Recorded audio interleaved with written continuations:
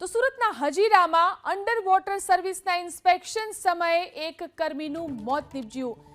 મેરઠના 34 વર્ષીય સચિન અમરસિંહનું ઇન્સ્પેક્શન સમયે મોત થયું। મૃતક કોન્ટ્રાક્ટ બેઝ કર્મચારી હોવાનું સામે આવ્યું છે। છેલ્લા 8 માસથી સચિન અંડર વોટર સર્વિસનું કામ કરતો હતો। હજીરા ખાતે પોર્ટમાં ઇન્સ્પેક્શનની કામગીરી ચાલી રહી છે।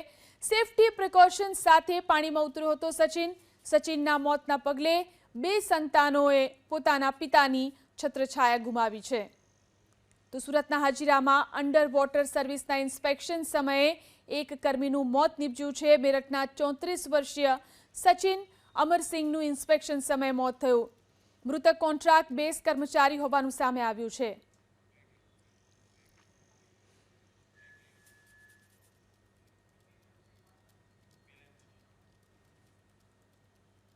તો આ કર્મી અંડર વોટર ઇન્સ્પેક્શનનું કામ કરી રહ્યો હતો તે સમયે તેનું મોત થયું। 34 વર્ષીય સચિન અમરસિંહનું ઇન્સ્પેક્શન સમયે મોત થયું છે।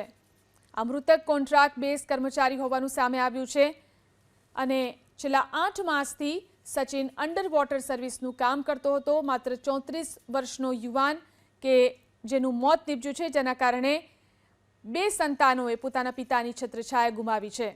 સેફટી પ્રિકોશન સાથે તે પાણીમાં ઉતર્યો હતો અને અંડર ઇન્સ્પેક્શનનું કામ કરી રહ્યો હતો।